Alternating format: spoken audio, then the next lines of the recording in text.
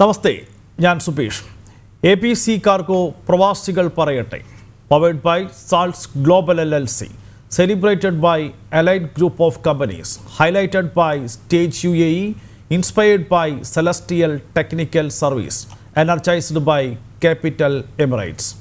ഈ തത്സമയ സംവാദത്തിലേക്ക് എല്ലാ പ്രേക്ഷകർക്കും സ്വാഗതം. സംസ്ഥാന രാഷ്ട്രീയം തിളച്ചു മറിയുകയാണ്. മന്ത്രി KT ജലീലിൻ്റെ രാജി ആവശ്യപ്പെട്ട് കേരളം മുഴുവൻ കത്തുന്നു. പ്രക്ഷോഭത്തെ അടിച്ചമർത്തുക, ഉയരുന്ന ആരോപണങ്ങളെ പ്രതിരോധിക്കുക, ഇവയിൽ മാത്രമാണ് സർക്കാരിൻ്റെ ശ്രദ്ധ. ഇതിനിടയിൽ ഒരു വശത്ത് കൊറോണ വൈറസ് വ്യാപനം പെരുകുന്നു. ജോലിയും കൂലിയും നഷ്ടപ്പെട്ട് തിരിച്ചെത്തിയ പ്രവാസി സമൂഹത്തോടുള്ള അവഗണന തുടരുന്നു. പുനരധിവാസം എന്ന വാക്ക് തന്നെ ഇപ്പോൾ കേൾക്കാനില്ല. ഉറപ്പുകൾ ലംഘിക്കപ്പെട്ടതോടെ പിറന്ന നാട്ടിൽ അഭയം തേടിയവർ അനാഥരാണ്. പ്രവാസികൾക്ക് ഇനി ആര് തുണ? പ്രവാസികൾ പറയട്ടെ എന്ന ഈ തത്സമയ സംവാദത്തിൽ ഇന്ന് ഈ വിഷയമാണ് ചർച്ച ചെയ്യുന്നത്. ഖത്തറിലെ global Kerala Pravasi association president Shri Abdul Kabeer, engineers forum general secretary Shri B. Dileep, Qatar running club promoter Shri Vinod Gopinath, vocal artist Shri Vinod Nambalat എന്നിവർ ഈ ചർച്ചയിൽ പങ്കെടുക്കുന്നു. ഞാൻ ആദ്യം ശ്രീ അബ്ദുൽ കബീറിലേക്ക് പോവുകയാണ്. ശ്രീ അബ്ദുൽ കബീർ, ഞാൻ ആമുഖമായി സൂചിപ്പിച്ചതുപോലെ പ്രവാസികളുടെ തിരിച്ചുവരവിൻ്റെ ആദ്യഘട്ടത്തിൽ ലഭിച്ച മാന്യതയും പരിഗണനയും ഒന്നും ഇപ്പോൾ ലഭിക്കുന്നില്ല. സംസ്ഥാനത്ത് മറ്റനേകം വിഷയങ്ങളാണ്. വിഷയങ്ങളുടെ ഒരു ആധിക്യവും ബാഹുല്യവും ഒക്കെയാണ്. പ്രവാസികൾക്ക് ആദ്യഘട്ടത്തിൽ ലഭിച്ചിരുന്ന ആ പരിഗണന ഇന്നുണ്ടോ എന്നത് സംശയവുമാണ്. ഇതിനകം സംസ്ഥാന സർക്കാർ പ്രവാസി സമൂഹത്തിൻ്റെ പുനരധിവാസം ലക്ഷ്യമാക്കി എന്തെല്ലാം ചെയ്തു, അല്ലെങ്കിൽ എന്തെങ്കിലും ചെയ്തു എന്ന് പ്രവാസി സമൂഹം വിശ്വസിക്കുന്നുണ്ടോ? നിങ്ങളുടെ പ്രതികരണങ്ങൾ എന്താണ് ഈ വിഷയത്തിൽ? ആദ്യമായി ഈ ചർച്ചയിലേക്ക് ഒരവസരം തന്നതിന് നന്ദി അറിയിക്കട്ടെ. ജാതി മത കക്ഷി രാഷ്ട്രീയ ഭേദമന്യേ പ്രവാസികളുടെ ആഗോളതലത്തിൽ തന്നെ പ്രവാസികളുടെ ഉന്നമനത്തിനായി അവരുടെ നന്മയ്ക്ക് വേണ്ടി രൂപം കൊടുത്ത ഒരു സംഘടനയാണ് ഗ്ലോബൽ കേരള പ്രവാസി അസോസിയേഷൻ. ആ സംഘടനയെ പ്രതിനിധീകരിച്ചാണ് ഞാനിവിടെ എത്തിയിരിക്കുന്നത്. സ്വാഭാവികമായും നമ്മുടെ ചർച്ച ഏത് വിഷയം തന്നു കഴിഞ്ഞാലും പ്രവാസികളിലേക്ക് എത്തുന്ന തരത്തിലുള്ള ഒരു രീതിയിലേക്ക് പോകാൻ സാധ്യതയുണ്ട്. എല്ലാവരും ക്ഷമിക്കുക. കാരണം നമ്മുടെ സംഘടന എന്ന് പറയുന്നത് പ്രവാസികൾക്ക് വേണ്ടി നിലകൊള്ളുന്ന സംഘടനയാണ്. അതുപോലെ കേരള സർക്കാർ ആയാലും അതുപോലെ ആരോഗ്യ പ്രവർത്തകരായാലും നമ്മുടെ നാട്ടിലെ നിയമപാലകരായാലും ഈ കൊറോണ കാലത്ത് അവർ ചെയ്ത കാര്യങ്ങൾ വളരെ നല്ല രീതിയിൽ തന്നെ സിസ്റ്റമാറ്റിക് ആയിട്ട് ഇതിനെ മുന്നോട്ട് കൊണ്ടുപോയി. അതല്ലെങ്കിൽ ഇതിനെ ചെറുത്തു നിൽക്കുന്നതിൽ വളരെ നല്ലൊരു വിജയം തന്നെ കാഴ്ചവെച്ചു എന്ന് പറയാം. അപ്പൊ നമ്മുടെ ഒരു വിഷയം രാഷ്ട്രീയപരമായിട്ട് നീങ്ങാനോ അതല്ലെങ്കിൽ രാഷ്ട്രീയത്തിലേക്ക് കടക്കാനോ ഞാൻ ആഗ്രഹിക്കുന്നില്ല. കാരണം നമ്മുടെ സംഘടനയുടെ ലക്ഷ്യം അതല്ലാത്തത് കൊണ്ട്. അതുപോലെ ഇത് ഫസ്റ്റ് ഓഫ് ഓൾ ഞാൻ ഖത്തറിനെ സംബന്ധിച്ച് തന്നെ പറയാം. ഖത്തറിൽ ഈ കൊറോണ വന്ന് തുടങ്ങിയ അന്ന് തൊട്ട് തന്നെ വളരെ നല്ല രീതിയിൽ മറ്റ് രാജ്യങ്ങളെ അപേക്ഷിച്ച് ഫുൾ ലോക്ക്ഡൌൺ ഒന്നും ചെയ്യാതെ വളരെ സിസ്റ്റമാറ്റിക് ആയിട്ട് ഇതിനെ നിയന്ത്രിച്ചു പോവുകയും അത് ബാധിച്ച ഏരിയ മാത്രം ഐസൊലേറ്റ് ചെയ്ത് മറ്റുള്ള ജോലി ചെയ്യാൻ പറ്റുന്ന ആൾക്കാർക്ക് അല്ലെങ്കിൽ തുറന്ന് പ്രവർത്തിക്കാൻ പറ്റുന്ന സ്ഥാപനങ്ങൾക്കും കമ്പനികൾക്കും അതിന് അനുവാദം കൊടുക്കുകയും ഇവിടുത്തെ മിനിസ്ട്രി ഓഫ് പബ്ലിക് ഹെൽത്തിന്റെ റൂൾസ് ആൻഡ് റെഗുലേഷൻസ് പാലിച്ചുകൊണ്ട് വളരെ നല്ല രീതിയിൽ തന്നെ മുന്നോട്ട് കൊണ്ടുപോകാനും ഇതിനെ നിയന്ത്രിക്കാനും സാധിച്ചു എന്നതിൽ നമുക്ക് എല്ലാവർക്കും അഭിമാനം കൊള്ളാം. കാരണം ആ ഒരു രീതിയിൽ ഇന്നത്തെ വെച്ച് നോക്കുമ്പോൾ വളരെ ഇതിന്റെ പീക്ക് സമയത്ത് ഏകദേശം 3000-ഓളം കേസുകൾ ഡെയിലി വന്നിരുന്നു. ഇന്നത് വെറും 200 കേസുകൾ മാത്രമായിട്ട് ചുരുങ്ങിയിരിക്കുകയാണ്. പല രാജ്യങ്ങളിലും ഇത് വീണ്ടും സെക്കൻഡ് വേവിലേക്ക് എത്തിയിരിക്കുകയാണ്. പക്ഷെ ഖത്തറിനെ സംബന്ധിച്ചിടത്തോളം വളരെ നല്ല നിയന്ത്രണത്തിലാണ് വന്നിട്ടുള്ളത്. അതിൽ അത്യധികം സന്തോഷമുണ്ട്. ഇനിയിപ്പോ കേരളത്തിലെ കാര്യങ്ങൾ പറയുകയാണെങ്കിലും ആരോഗ്യ പ്രവർത്തകരും അതുപോലെ ഗവൺമെന്റ് ഒക്കെ വളരെ നല്ല രീതിയിൽ ഇതിനെ നിയന്ത്രിക്കാൻ വേണ്ടി ശ്രമിക്കുന്നുണ്ട് എന്ന് തന്നെ പറയാം. പിന്നെ അതുപോലെ തന്നെ കഴിഞ്ഞ 1-2 മാസം മുമ്പ് ഏപ്രിൽ മെയ് മാസങ്ങളില് നമ്മുടെ ഇവിടുന്ന് പല പ്രവാസികളും നാട്ടിലേക്ക് പോകാനുള്ള ഒരു അവസരം ഉണ്ടായിരുന്നു. പലർക്കും ജോലി നഷ്ടപ്പെട്ടു. പലരുടെയും അസുഖം കാരണം ഇവിടുന്ന് തിരിച്ചു പോകേണ്ട ഒരു അവസ്ഥ വന്ന സമയത്ത് വന്ദേ ഭാരത് മിഷന്റെ ഫ്ലൈറ്റ് ചാർട്ടേഡ്, അതായത് ഫ്ലൈറ്റ് ഇവിടെ തുടങ്ങുകയും അത് മതിയാകാത്ത അവസ്ഥയിൽ വളരെ ചെറിയ വാട്സപ്പ് കൂട്ടായ്മ അതല്ലെങ്കിൽ സംഘടനകൾ ചേർന്ന് ഒരുപാട് രാജ്യങ്ങളിൽ നിന്ന് ഫ്ലൈറ്റ് ചാർട്ടേഡ് ചെയ്തിട്ട് ഒത്തിരി പ്രവാസികളെ നാട്ടിലേക്ക് എത്തിക്കുന്ന ഒരു അവസ്ഥ ഉണ്ടായിരുന്നു. ആ സമയത്ത് നമുക്ക് ചോദിക്കാൻ പറ്റിയ ഒരു ചോദ്യം, അതായത് നമ്മുടെ ഗ്ലോബൽ കേരള പ്രവാസി അസോസിയേഷൻ ചോദിച്ച ഒരു ചോദ്യമാണ്, എന്താണ് നമ്മുടെ നോർക്ക ഈ ഒരു വിഷയത്തിൽ നോർക്ക ഇടപെടുകയാണെങ്കിൽ വളരെ നല്ല രീതിയിൽ ഒരുപാട് മലയാളികളെ നാട്ടിലെത്തിക്കാൻ സാധിക്കുമായിരുന്നു.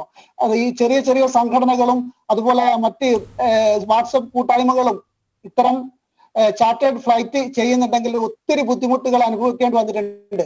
ഈ ഗ്ലോബൽ കേരള പ്രവാസി അസോസിയേഷൻ അടക്കം ഒത്തിരി സംഘടനകൾ ഇത്തരം ചാർട്ടേഡ് ഫ്ലൈറ്റ് അറേഞ്ച് ചെയ്യുന്ന സമയത്ത് എത്രത്തോളം ബുദ്ധിമുട്ട് അനുഭവിച്ചിട്ടുണ്ട് എന്നുള്ളത് നമുക്ക് തന്നെ അറിയാവുന്ന കാര്യമാണ്. അപ്പോൾ ഈ ഒരു ഉദ്യമം നോർക്ക ഏറ്റെടുക്കുകയാണെങ്കിൽ, ഗവൺമെന്റ് തലത്തിൽ ഏറ്റെടുക്കുകയാണെങ്കിൽ ഇത്തരം ബുദ്ധിമുട്ടുകൾ ഇല്ലാതെ ഒരുപാട് പ്രവാസികളെ നാട്ടിലെത്തിക്കാൻ സാധിക്കുമായിരുന്നു. അതുപോലെ തന്നെ ഗ്ലോബൽ കേരള പ്രവാസി അസോസിയേഷൻ ഇവർക്ക് സൗജന്യ ടിക്കറ്റ് നൽകിയിരുന്നു പല കുടുംബങ്ങൾക്കും. അവർക്ക് ശ്രീ അബ്ദുൽ കബീർ, ഞാനൊന്ന് ഇടപെട്ട് ചോദിച്ചോട്ടെ, അങ്ങനെ ഒരു സർക്കാർ സംവിധാനം ഇടപെട്ടിരുന്നുവെങ്കിൽ കൂടുതൽ കാര്യക്ഷമമായി അത് ചെയ്യാനാകുമായിരുന്നു. ആ രീതിയിലുള്ള ഇടപെടൽ ഉണ്ടായി എന്ന് വിശ്വസിക്കാമോ? ഇല്ല, ഉണ്ടായിട്ടില്ല. ആ സമയത്ത് ഉണ്ടായിട്ടില്ല. ഞങ്ങളൊക്കെ ആഗ്രഹിച്ച കാര്യമാണ്. വന്ദേ ഭാരത് മിഷന്റെ കൂടെ കേരള സർക്കാരിന്റെയും കൂടെ ഇത്തരം ഒരു ഇടപെടൽ ഉണ്ടായിട്ടുണ്ടെങ്കിൽ ഒരുപാട് പ്രവാസികൾ അന്ന് പെട്ടെന്ന് തന്നെ നാട്ടിലെത്തുമായിരുന്നു. പക്ഷെ അത് ഉണ്ടായിട്ടില്ല. സംഘടനകൾക്കൊക്കെ അതിനൊരു ലിമിറ്റ് ഉണ്ട്. കാരണം കേരള സർക്കാരിന്റെ അനുമതി വേണം, കേന്ദ്ര സർക്കാരിന്റെ അനുമതി വേണം, നോർക്കയുടെ അനുമതി വേണം, ഇന്ത്യൻ എയർ ഏവിയേഷന്റെ അനുമതി വേണം, അതുപോലെ ഇവിടുത്തെ ഖത്തർ എയർപോർട്ട് അതോറിറ്റിയുടെ അനുമതി വേണം, പിന്നെ അങ്ങനെ ഒരുപാട് ഇന്ത്യൻ എംബസിയുടെ അനുമതി വേണം. ഇത്തരം അനുമതികൾ ഉണ്ടായാൽ മാത്രമേ ഒരു സംഘടനക്കോ അതല്ലെങ്കിൽ വാട്സപ്പ് കൂട്ടായ്മകൾക്കോ അല്ലെങ്കിൽ പ്രൈവറ്റ് സ്ഥാപനങ്ങൾക്കോ ഒരു ഫ്ലൈറ്റ് ചാർട്ടർ ചെയ്തിട്ട് ഇവിടുന്ന് ആൾക്കാർ കൊണ്ടുപോകാൻ പറ്റുള്ളൂ. പക്ഷെ കേരള ഗവൺമെന്റ് അത് വിചാരിക്കുകയാണെങ്കിൽ അല്ലെങ്കിൽ നോർക്ക അത് വിചാരിക്കുകയാണെങ്കിൽ വളരെ എളുപ്പത്തിൽ അത് ചെയ്യാമായിരുന്നു. അത് നടന്നിട്ടില്ല. അതിൽ അത്യധികം നിർഭാഗ്യവശാൽ അതുണ്ടായിട്ടില്ല, ആ രീതിയിലുള്ള ഇടപെടൽ ഉണ്ടായിട്ടില്ല എന്നാണ് താങ്കൾ പറയുന്നത്. ഇനി ഗ്ലോബൽ കേരള പ്രവാസി അസോസിയേഷൻ അടക്കമുള്ള സംഘടനകൾക്ക് എന്ത് ചെയ്യാനായി എന്ന ചോദ്യത്തിലേക്ക് നമുക്ക് വരാം. അതിനു മുമ്പ് ശ്രീ ബി ദിലീപ്, ഈ സർക്കാർ സംവിധാനങ്ങൾക്കാണ് കൂടുതൽ കാര്യക്ഷമമായ രീതിയിൽ ഇടപെടാനാവുക, അതുണ്ടായിട്ടില്ല എന്ന് ഈ ചർച്ചയുടെ തുടക്കത്തിൽ ശ്രീ അബ്ദുൽ കബീർ പറയുന്നു. മറ്റു സന്നദ്ധ സംഘടനകളുടെ ഇടപെടലിന് പരിമിതിയുമുണ്ട്. ഇപ്പോൾ ഈ കൊറോണ വൈറസ് വ്യാപനം സമാനതകളില്ലാത്ത പ്രതിസന്ധി എല്ലാ മേഖലകളിലും ഉണ്ടാക്കിയിട്ടുണ്ട്. പ്രത്യേകിച്ച് ഈ കെട്ടിട നിർമ്മാണ മേഖലയിൽ ഇപ്പോൾ സംസ്ഥാനത്തെ കാര്യമെടുത്താൽ, കേരളത്തിലെ കാര്യമെടുത്താൽ അതൊരു വലിയ വളർച്ചയുടെ വഴിയിലായിരുന്നു. എന്നാൽ ആ മേഖലയുമായി ബന്ധപ്പെട്ട് പ്രവർത്തിച്ചിരുന്ന ഇതര സംസ്ഥാന തൊഴിലാളികൾ, അതിഥി തൊഴിലാളികൾ പലരും തിരിച്ചുപോയവർ പലരും ഇങ്ങോട്ട് മടങ്ങി വന്നിട്ടില്ല. ഇവിടെയുള്ളവർ ആണെങ്കിൽ ഈ തൊഴിലെടുക്കാൻ വിസമ്മതിക്കുന്നത് നേരത്തെയുള്ള ഒരു പ്രതിസന്ധിയാണ്. മലയാളികളെ ഇത്തരം പണികൾക്ക് കിട്ടുന്നില്ല എന്നുള്ളത്.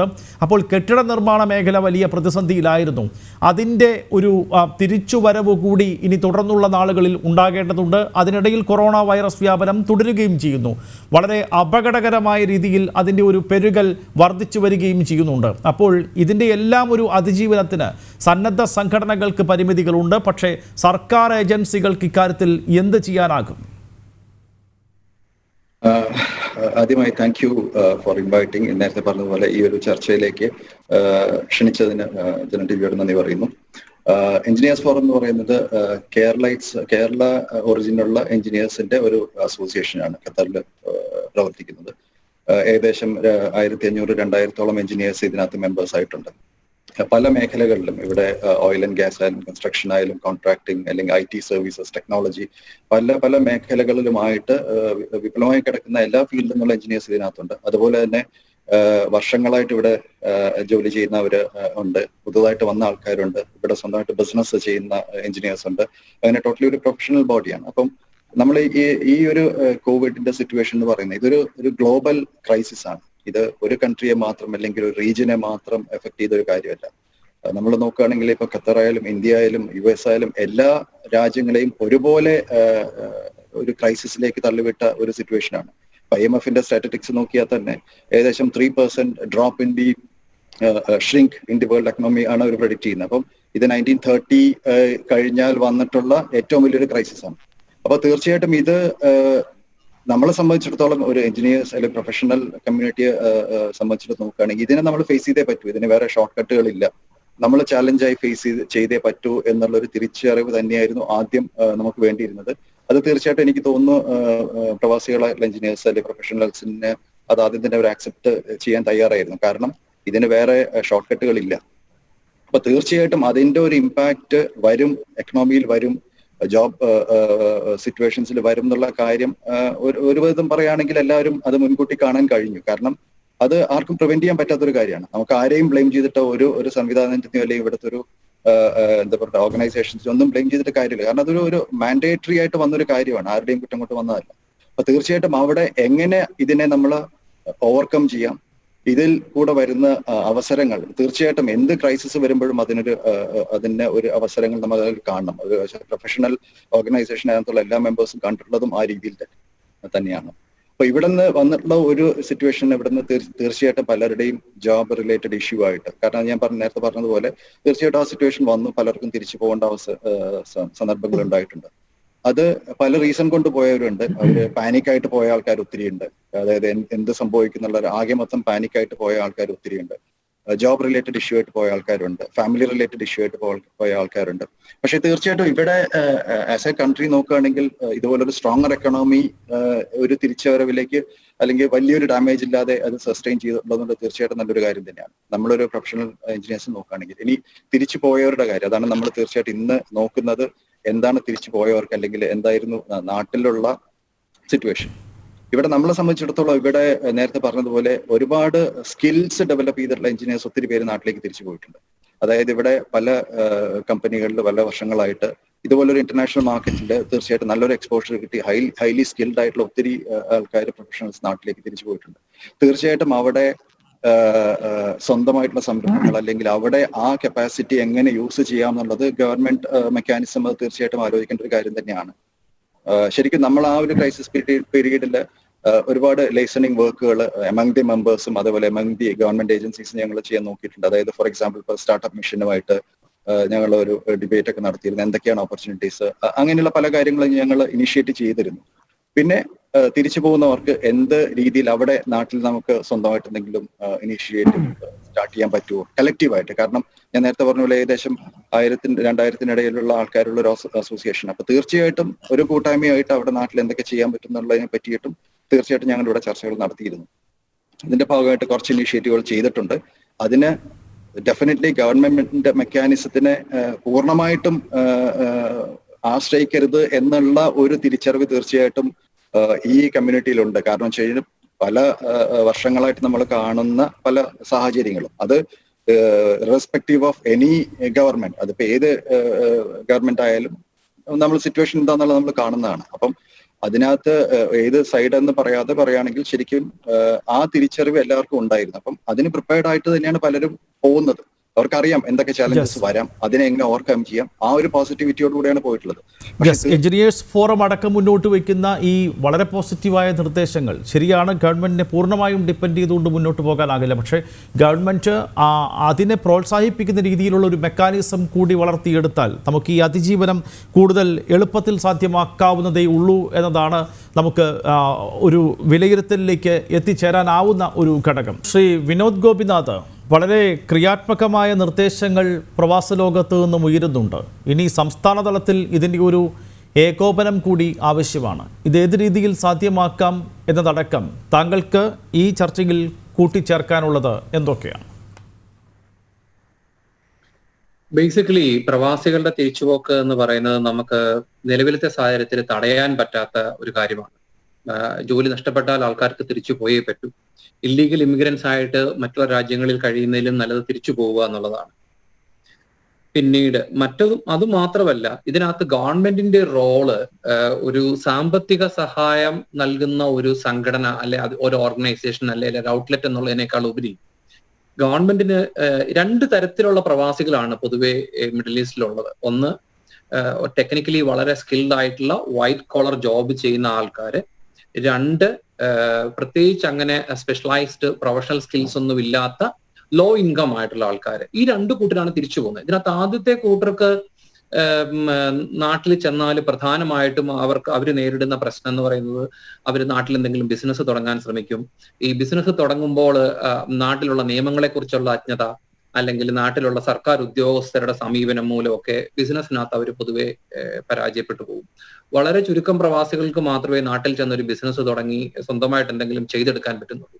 അവർക്ക് അസാധ്യമായ പ്രൊഡക്റ്റ് നോളജ് ഉണ്ടാവും, അസാധ്യമായ അറിവ് അവരുടെ മേഖലയിൽ ഉണ്ടാവും. പക്ഷെ നാട്ടിലെ അതൊക്കെ ഉണ്ടാവും. പക്ഷേ ഈ വിനോദ്, ഈ ചുവപ്പ് നാടകൾ സൃഷ്ടിക്കുന്ന സങ്കീർണതകൾ ചെറുതല്ല. മാത്രമല്ല, ഇപ്പോൾ ഈ നോക്കുകൂലി പോലുള്ള പരിപാടികൾ അതൊക്കെ നിയമം മൂലം നിരോധിക്കപ്പെട്ടതാണെങ്കിലും ഒരു പുതിയ വ്യവസായ സംരംഭം തുടങ്ങാൻ തുനിഞ്ഞിറങ്ങുന്ന ഒരു പ്രവാസി വ്യവസായിയെ സംബന്ധിച്ച് നോക്കുകൂലി അടക്കമുള്ള ദുരാചാരങ്ങൾ എന്ന് തന്നെ വേണമെങ്കിൽ പറയാം, സംഘടനാപരമായി ഇതൊക്കെ ഇപ്പോഴും സംസ്ഥാനത്ത് തുടരുകയാണ്. അപ്പോൾ അതിന് അനുകൂലമായ ഒരു വ്യാവസായിക അന്തരീക്ഷം ഇന്നും സംസ്ഥാനത്തില്ല. വ്യാവസായിക സംസ്കാരമാണ് കേരളത്തിന് ആവശ്യം. അതിന് 2-3 കാര്യങ്ങൾ ഗവൺമെന്റിന് ചെയ്യാവുന്നത്. ഗവൺമെന്റിന് ഇൻക്യുബേഷൻ സെന്റേഴ്സ് തുടങ്ങാം. ആ ഇൻക്യുബേഷൻ സെന്റേഴ്സിൽ സ്കിൽസിനുള്ള ട്രെയിനിങ് കൊടുക്കണം, ലീഗൽ ട്രെയിനിങ് കൊടുക്കണം, നിയമപരമായിട്ടുള്ള സഹായങ്ങൾ, അതിന്റെ കൂട്ടത്തിൽ ആൾക്കാർക്ക് സ്കിൽസ് ഇല്ലാത്തവർക്ക് അതിനകത്ത് സ്കിൽസ് കൊടുക്കാനുള്ള സംവിധാനങ്ങൾ. മൂന്നാമത് ഈ ഇൻക്യുബേഷൻ സെന്ററുകൾ ഉപയോഗിച്ചുകൊണ്ട് തന്നെ വളരെ കുറഞ്ഞ തരത്തിലുള്ള ലോണുകൾ എന്തൊക്കെയാണ്, ധാരാളം ലോൺ സൗകര്യങ്ങൾ സ്മോൾ സ്കെയിൽ ഇൻഡസ്ട്രീസും മറ്റും തുടങ്ങാൻ നിലവിലുണ്ട്. പക്ഷെ ആൾക്കാർക്ക് പലപ്പോഴും ഇതെങ്ങനെ അസസ് ചെയ്യണം, എങ്ങനെ അവെയിൽ ചെയ്യണം എന്ന് അറിഞ്ഞുകൂടാ. പിന്നെ ഏറ്റവും പ്രധാനമായിട്ട് എനിക്ക് തോന്നുന്നത് സംസ്ഥാന സർക്കാരിന്റെ ആണെങ്കിലും കേന്ദ്ര സർക്കാരിന്റെ ആണെങ്കിലും ജീവനക്കാരുടെ ഒരു പ്രശ്നത്തിനോടുള്ള ആറ്റിറ്റ്യൂഡ് ഒരു കസ്റ്റമർ ഫ്രണ്ട്ലി ആയി മാറണം. കുറച്ചുകൂടെ പ്രോബ്ലം സോൾവിങ്ങിനായിരിക്കണം അവർ പ്രാധാന്യം കൊടുക്കുന്നത്, പ്രോബ്ലം ക്രിയേറ്റ് ചെയ്യുന്നതിനായിരിക്കരുത്. ഈ 2-3 കാര്യങ്ങളിൽ കൃത്യമായ ശ്രദ്ധ സ്റ്റേറ്റ് ഗവൺമെന്റും സെൻട്രൽ ഗവൺമെന്റും ഒക്കെ കൊടുത്തു കഴിഞ്ഞാൽ ആൾക്കാർ തിരിച്ചു വരുന്നത് ഇന്ത്യയെ സംബന്ധിച്ചിടത്തോളം ഒരു വലിയ പ്രശ്നമല്ല. ടെമ്പററി ആയിട്ട് നമ്മുടെ എക്കണോമി അങ്ങോട്ടും ഇങ്ങോട്ടും ഒക്കെ ഫ്ലക്ച്വേറ്റ് ചെയ്തുകൊണ്ടിരിക്കുന്നത്. വളരെ സ്ട്രോങ് ആയിട്ടുള്ള ഒരു കസ്റ്റമർ ബേസ് ഉള്ള ഒരു രാജ്യമാണ് ഇന്ത്യ. ഇന്ത്യക്ക് ഇതൊക്കെ മറികടന്ന് പോകാൻ എളുപ്പത്തിൽ സാധിക്കും. ലോകത്തിലെ 2ാമത്തെ വലിയ പോപ്പുലേഷൻ അല്ലെങ്കിൽ 2ാമത്തെ വലിയ ഒരു കസ്റ്റമർ ബേസ് ഉള്ള രാജ്യമാണ്. അപ്പോൾ നമ്മൾ ഭീതിയോടെ ഇതിന് കാണുന്നതിന് പകരം, നമ്മൾ ഇതിനെ ഒരു പ്രോബ്ലം ആയിട്ട് കാണുന്നതിന് പകരം ഇതിൽ നിന്ന് എങ്ങനെ നേട്ടമുണ്ടാക്കാം എന്നുള്ളത് നമ്മൾ ആലോചിച്ച് മുമ്പോട്ട് പോവുകയാണ് വേണ്ടതെന്നാണ് എനിക്ക് തോന്നുന്നത്. അതിന് തീർച്ചയായിട്ടും പ്രവാസികൾക്ക് വേണ്ടത് ഈ പറയുന്ന ലീഗൽ ആയിട്ടുള്ള ഗൈഡൻസ്, സ്കിൽസ് ഡെവലപ്മെന്റ് വേണ്ടവർക്ക് അല്ലെ അതിന്റെ ട്രെയിനിങ് വേണ്ടവർക്ക് അതിനുള്ള ട്രെയിനിങ്, വളരെ കുറഞ്ഞ ചെലവിൽ ലോണുകൾ, ഇൻട്രസ്റ്റ് റേറ്റിൽ ലോണുകൾ അവെയിൽ ചെയ്യാനുള്ള മാർഗങ്ങൾ എന്തൊക്കെയാണെന്നുള്ളതിന്റെ ബാങ്കിങ് മേഖലകളിലുള്ള ഗൈഡൻസ്, ഇത്രയും കാര്യങ്ങൾ ഉണ്ടെങ്കിൽ സർക്കാർ സംവിധാനത്തിൽ വളരെ കർശനമായിട്ട് പലപ്പോഴും നമ്മൾ കാണുന്നതാണ്. ഗവൺമെന്റ് എത്ര ബിസിനസ് ഫ്രണ്ട്ലി ആയിട്ടുള്ള ആറ്റിറ്റ്യൂഡ് ഗവൺമെന്റുകൾ എടുത്താൽ പോലും ഉദ്യോഗസ്ഥർ അതിനെങ്ങനെയെങ്കിലും തടസ്സമുണ്ടാക്കും. അത് ഒരു പർട്ടിക്കുലർ സ്റ്റേറ്റ് മാത്രമാണെന്ന് ഞാൻ പറയില്ല. കാരണം ഞാൻ എന്റെ ഇവിടുന്ന് പോയ മറ്റു പല സുഹൃത്തുക്കളും മറ്റു പല സംസ്ഥാനങ്ങളിലും ഇതുപോലെ സ്ഥാപനങ്ങൾ തുടങ്ങുകയും അവിടെയൊക്കെ ഈ പ്രശ്നങ്ങൾ അവർ നേരിടുകയും ചെയ്യുന്നുണ്ട്. അപ്പോൾ ഒരു ജനറൽ ആയിട്ട് നമ്മളുടെ ബിസിനസ് കൾച്ചർ നമുക്ക് മാറണം.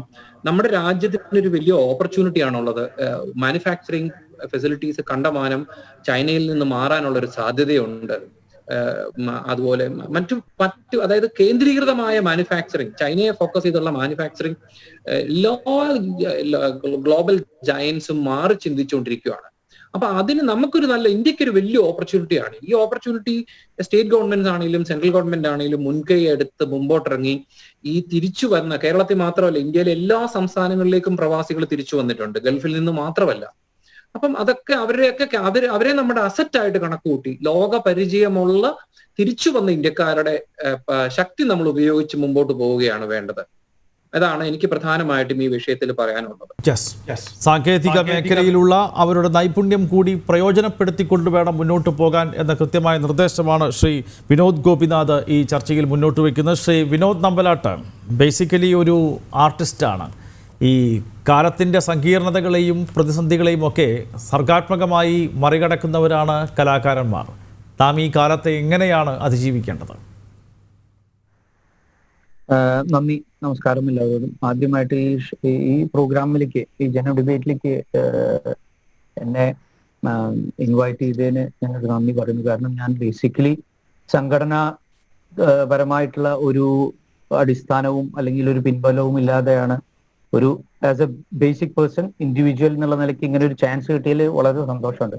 ഇപ്പൊ ഞാൻ നമ്മുടെ കൂടെ ഇരിക്കുന്ന ദിലീപ്, അബ്ദുൾ കബീർ, അതേമാതിരി വിനോദൊക്കെ പറഞ്ഞ കാര്യങ്ങൾ ഞാൻ ശ്രദ്ധിച്ചിരുന്നു.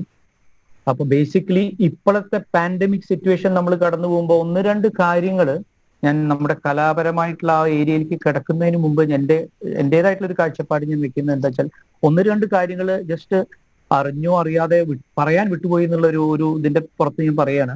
ഇപ്പൊ ഈ ഇതിന്റെ പ്രവാസി എന്ന് പറയുമ്പോൾ നമ്മൾ സംസാരിക്കുന്ന ഈ ഏരിയയിലെ പ്രവാസികൾക്കുള്ള ഒരു പ്രശ്നം എന്താണെന്ന് വെച്ചാൽ, ഗൾഫ് മേഖലകളിലെ പ്രവാസികൾ എങ്ങനെ വന്നാലും 100% ആളുകൾ തിരിച്ച് നാട്ടിൽ പോയി സെറ്റിൽ ചെയ്യേണ്ടവരാണ്. പക്ഷെ നമ്മൾ ബാക്കിയുള്ള പ്രവാസികളെ കണക്കാക്കുമ്പോൾ അതിലൊരു 75ഓളം അല്ലെങ്കിൽ അവരുടെ താല്പര്യപ്രകാരം അവിടെ തന്നെ സെറ്റിൽ ചെയ്യാവുന്ന സാഹചര്യവും അല്ലെങ്കിൽ അവരുടെ ജീവിത രീതിയും അവരുടെ തീരുമാനങ്ങളുമായിട്ട് മാറ്റിയെടുക്കാവുന്ന ഒരു കാര്യമാണ്.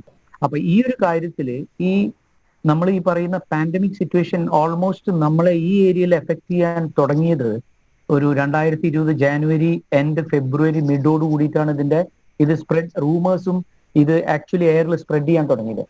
അത് കഷ്ടകാലത്തിന് അതേ സമയത്ത് തന്നെയാണ് പ്രവാസികള് ഗൾഫ് മേഖലയിലെ one of the highest ranked revenue income based ആയിട്ടുള്ള ഓയിൽ ആൻഡ് ഗ്യാസ് ഇൻഡസ്ട്രി നേരെ താഴ്ന്നു തുടങ്ങിയത്. അത് oil price was dipping down basically. മാർച്ചിന്റെ പകുതി അവസാനത്തോടു കൂടി $72 ഉണ്ടായിരുന്ന ഓയിൽ പ്രൈസ് നേരെ $28 ഈവൻ $10 താഴേക്കും വന്നു. അപ്പൊ അതും കൂടി ഇതിന്റെ ഭാഗമായിട്ട് ഈ പാൻഡമിക് സിറ്റുവേഷനെ നമ്മൾ ഈ ബ്ലൂ കോളർ ജോബും വൈറ്റ് കോളർ ജോബും തരംതിരിക്കുമ്പോൾ ഈ ഏരിയയിൽ വർക്ക് ചെയ്യുന്ന ആൾക്കാരും ഇതിനോടനുബന്ധിച്ച് നടക്കുന്ന പ്രോജക്റ്റുകളിൽ വർക്ക് ചെയ്യുന്ന ലേമാൻസിനെയും ഈക്വലി എഫക്ട് ചെയ്തു. അപ്പൊ 2 തരം സിറ്റുവേഷൻസ് ആണ് ഇവിടെ റിഫ്ലക്ട് ചെയ്തത്. ഒന്ന്, നമ്മൾ ഓൾറെഡി മാനസികമായിട്ട് തളർന്നു, ഫൈനാൻഷ്യലിയും തളർന്നു. കാരണം എന്താ വെച്ചാൽ എനിക്ക് തോന്നുന്നതിന്റെ ഇവിടുത്തെ ഈ ഒരു ഇൻഡസ്ട്രിയൽ ബേസ്ഡിൽ ഒരു 40% ആൾക്കാർക്ക് ജോലി നഷ്ടപ്പെട്ടു. ഇത് കൂടാതെ നാട്ടിലേക്ക് പോവാൻ വേണ്ടി ആദി പിടിച്ച് നടന്നവര് അവരും വിട്ടുപോയി. പിന്നെ കുറെ പേര് നാട്ടില് ലീവിന് പോയവര് പെട്ടു. അപ്പൊ ഈ ഒരു എല്ലാം എന്താ പറയുക, ഒരു നൂഡിൽസ് പരുവമായി ഇതിന്റെ ഒരു എഫക്റ്റ്. അപ്പോ ഇതൊക്കെ കണക്കിലെടുക്കുമ്പോൾ നമുക്കിപ്പോ ഞാനിപ്പോ അവര് പറഞ്ഞ ഭാഗത്ത് നിന്ന് ചിന്തിക്കുമ്പോൾ ഒരു ഗവൺമെന്റിനെ മാത്രം കുറ്റം പറഞ്ഞുകൊണ്ട് പ്രവാസികൾക്ക് ഇതിനെ കാണാൻ പറ്റില്ല. കാരണം എന്താ വെച്ചാൽ എൻ്റെ ഒരു പേഴ്സണൽ വ്യൂ പോയിന്റ് എന്താണെന്ന് വെച്ചാൽ, ഇങ്ങനെയുള്ള സിറ്റുവേഷൻസിൽ നമ്മുടെ രാജ്യത്ത് ഏതാണോ നമ്മുടെ സംസ്ഥാനം, ഏതാണോ രാജ്യം, ഇറസ്പെക്റ്റീവ് ഓഫ് അവർ political motivation or agenda, all parties should come across together എന്നാണ് ഞാൻ പറയാം. ആര് ഭരിക്കുന്നു? ഇപ്പോഴത്തെ അവസരത്തിൽ ഇപ്പോൾ നമുക്ക് ഇടതുപക്ഷമാണ് ഭരിക്കുന്നത്. അത് ഈ ഒരു സമയത്താണ് ഇത് വന്നത്. അപ്പൊ ബാക്കി എല്ലാവരും കൈകോർത്ത് കൂടെയുള്ള ജനങ്ങളെ എങ്ങനെയും കരകയറ്റി സമാശ്വസിപ്പിക്കാന്ന് മാത്രമാണ് ഞാൻ ഇതിനെ കാണുന്നത്. പിന്നെ കലാപരമായിട്ടുള്ള ഇതിൽ ഞങ്ങളിപ്പോ ബേസിക്കലി ഏറ്റവും കൂടുതൽ പ്രശ്നങ്ങൾ ഇതിൽ അഭിമുഖീകരിക്കുന്ന കലാകാരന്മാരാണ്. കാരണം ഈ 2020 തുടക്കത്തോടു കൂടി കലയുടെ ഒരു അംശം പോലും നമ്മളിപ്പോ ഈ വീട്ടിലിരുന്ന് പാടുക, റെക്കോർഡ് ചെയ്യുക, ഫേസ്ബുക്കിലിടുക, യൂട്യൂബിലിടുക എന്നല്ലാതെ ഈ ഒരു മാർഗം കൊണ്ട് മാത്രം ജീവിക്കുന്ന ഒരു 80% കലാകാരന്മാർ നമ്മുടെ നാട്ടിലുണ്ട്. അവർക്കൊക്കെ ഇന്നും ഇതൊരു ബാലികേറ മലയാണ്. ഇന്നും എങ്ങനെ ഇത് കൈകാര്യം ചെയ്യണം അന്നത്തെ വിനോദ് തമ്പുരാട്ട്, ആ രീതിയിൽ ഇപ്പോൾ ഈ അനുവർത്തിക്കുന്ന രീതിയിൽ നമുക്ക് എത്ര കാലം മുന്നോട്ട് പോകാനാകും? ഇപ്പോൾ അനുവർത്തിക്കുന്ന രീതിയിൽ മുന്നോട്ട് പോകാൻ ബുദ്ധിമുട്ടാണ്. പക്ഷെ ഞാൻ പറയുകയാണെങ്കിൽ ഇപ്പോ നടന്നുകൊണ്ടിരിക്കുന്ന ഈ സിറ്റുവേഷൻസ് ഇത് നമ്മുടെ ജീവിതത്തിലേക്ക് ഉൾക്കൊണ്ടുകൊണ്ട് ഇതാണ് നാളെ മുതലുള്ള ജീവിത രീതി എന്ന് മനസ്സിലാക്കിക്കൊണ്ട് ഞാൻ പറയണേ കലാകാരന്മാർ മുന്നോട്ട് വരണം. ആ കലാകാരന്മാരെ സംരക്ഷിക്കാൻ ഇപ്പോ ഭരിക്കുന്ന അല്ലെങ്കിൽ ഭരണത്തിനെ കൊണ്ടു നടക്കുന്നവരും കാണണം. കാരണം എന്താ വെച്ചാൽ നമുക്കിപ്പോ ഇത് വെച്ച് നമ്മൾ കുറച്ചുകൂടി ജാഗരൂകരായിരിക്കണം. നമ്മൾ കുറച്ച് ആ സോഷ്യൽ ഡിസ്റ്റൻസിങ് എന്നുള്ള ഒരു മര്യാദ പാലിച്ചിട്ട് ഇനിയും പ്രോഗ്രാംസ് നടത്താൻ പറ്റുമെന്നാണ് എനിക്ക് തോന്നുന്നത്. അപ്പൊ ഇതൊരു ജീവിത ശൈലിയായിട്ട് മുന്നോട്ട് കൊണ്ടുപോവുക. കാരണം ഇത് ഫ്യൂച്ചറിൽ ഇനിയും ഇതുപോലുള്ള ഭവിഷ്യത്തുകൾ നമ്മൾ ഫേസ് ചെയ്യണം. ഇന്നൊരു പാൻഡമിക് ആയിരിക്കും, നാളെ വേറെ എന്തെങ്കിലും ആയിരിക്കും. അപ്പൊ നമുക്ക് we have to face the most unexpected thing every day.